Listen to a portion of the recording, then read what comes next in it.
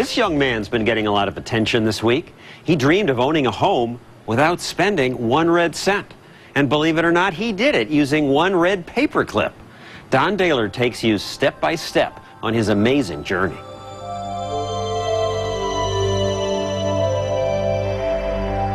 I embarked on an adventure, and that paperclip symbolically holds it together. And it's really easy to remember. One red paperclip. For Kyle MacDonald, it's a simple question. What is one red paperclip worth? The answer is more complex and more inspiring than anyone could ever imagine. At 26, Kyle has blazed a new trail in trading on the internet from his computer in Montreal, Canada. Starting with a single red paperclip, he wondered, was it possible to make enough trades to eventually get a house? His inspiration was a childhood barter game called Bigger and Better. Wow, it'd be cool if instead of getting the job to buy the house, if I just played Bigger and Better until I actually traded up to a house. And that's when I looked down at my desk and saw one red paperclip and said, I'll start with that. Putting his job as a salesman on hold, Kyle placed an ad on Craigslist, a website that allows people to trade something they don't want for something they do want. It didn't take long for two young women from Vancouver, Canada, to stumble across his listing. So I was just like, hey, Ronnie, check this out. Like, this guy wants to trade a paperclip. Like, what can we trade him? Like, what do we have? And as soon as I got the call, I'm like, wow, this is going to be fun. I'm going to make some trades. People actually want to do this. So the first object that you traded for was what? First thing I traded for was a pen shaped like a fish. 2 days later, Kyle traveled to a convenience store parking lot to trade his one red paperclip. He then swapped the fish-shaped pen to a woman in Seattle, Washington, who gave him a tiny doorknob with a smiley face. The doorknob was traded to a man in Amherst, Massachusetts, for a camping stove. What had started as a game was now taking on a life of its own, so he created his own website, OneRedPaperClip.com. Did you ever get kind of wacky offers? I probably get about 5 really weird ones a day. People started offering virginity, body parts, a soul. I said, sorry, I don't deal in souls, or I don't deal in body parts. But legitimate offers also began coming in.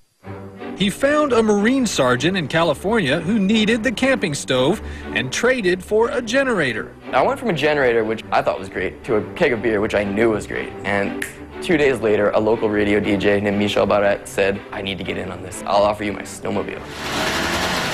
So Kyle, who is now a celebrity, traded for the snowmobile. I can't wait to take it for a spin, but I really can't wait to trade it again. Then he was interviewed on Canadian national television, where he announced he would consider almost any trade, except one. I will go anywhere in the world except for Yak, British Columbia. So I thought, well, that's safe. No one's ever going to make an offer from there anyways. Woke up in the morning, the phone rang. Hi, Kyle, my name's Jeff. We want to make you an offer. And I'm like, oh, great, cool. And he's like, our offer is, we want to bring you to Yak. So he's here and he's got a snowmobile, but you... So Kyle traded the snowmobile for a weekend in Yak in the Canadian Rockies, population 200. There's the keys. Snowmobiles are yours? He traded that for a small panel truck and then a recording studio contract. Then he met a young singer-songwriter named Jody Gannett, who desperately wanted to record her music. It's smoking, no joking. And with this trade, Kyle began to realize something very special was going on, that he was not only bartering for a house, but that he was in the business of granting wishes. So what did you offer? I offered 1 year of free rent in a 1-bedroom apartment in lovely downtown Phoenix. So I ended up calling Kyle. She said, I really want that recording contract. This is my opportunity to get my album done. You know, her personality came through over the phone. I said, done. Double bid. So Kyle made the trip to meet Jody, with a legion of media following his every move, as he exchanged the recording studio contract for the keys. And the keychain. People said, you got your house. You know, you've made it to this house. And I was like, well, it is a house, but I only have it for 1 year. I'm going to keep going until I own a house. And it was at this point that Kyle met a woman named Leslie Krieger, a friend of Jody's, who wanted the 1 year's free rent so she could save some money. Leslie was about to make an offer that would launch One Red Paperclip into a whole new level of exposure. And she says, what I would like to do is get you to hang out for an afternoon with my boss. I said, who is your boss? And she goes, Alice Cooper.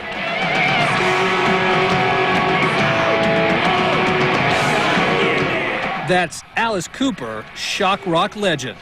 The one little problem, Leslie, who works in his restaurant, hadn't yet asked Alice Cooper if he'd even do it. I started thinking about it and going, that's genius. And the smart thing is, he doesn't make a trade unless the other guy is getting a great deal. Without a moment's hesitation, Alice agreed. So Kyle headed back to Phoenix to meet Leslie, who was about to trade half a day with Alice Cooper for the one-bedroom apartment. Kyle said that I had to have something to trade because he was giving me the keys. And I had this mask hanging on my wall.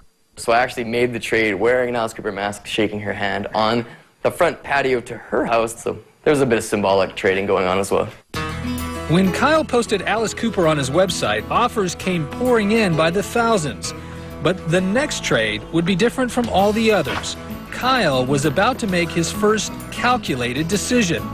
He traded half a day with Alice Cooper to a concert photographer from Cincinnati, Ohio, for this.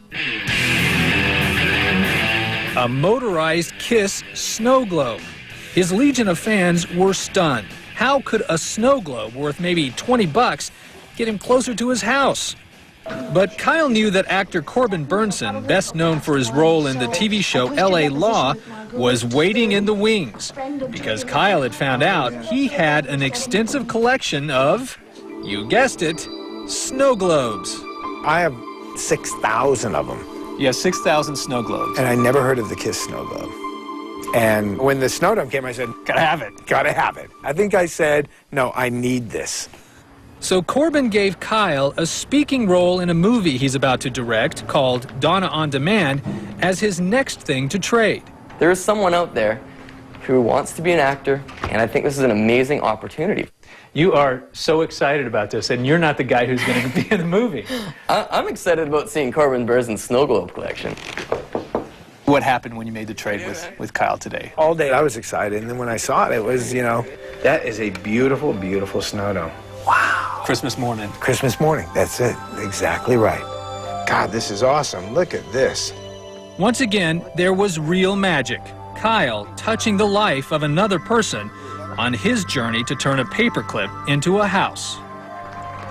And just this week, a year to the day since he began his big adventure, the young man from Montreal made his 14th trade. This house, given to him by the town of Kipling, Saskatchewan, where they will soon hold open auditions for the speaking role in Corbin Burnson's movie. Kyle's dream had finally come true. What is one red paperclip worth? The paperclip in itself is not worth anything. It's what Kyle's done with the paperclip. And the power of this story is Kyle.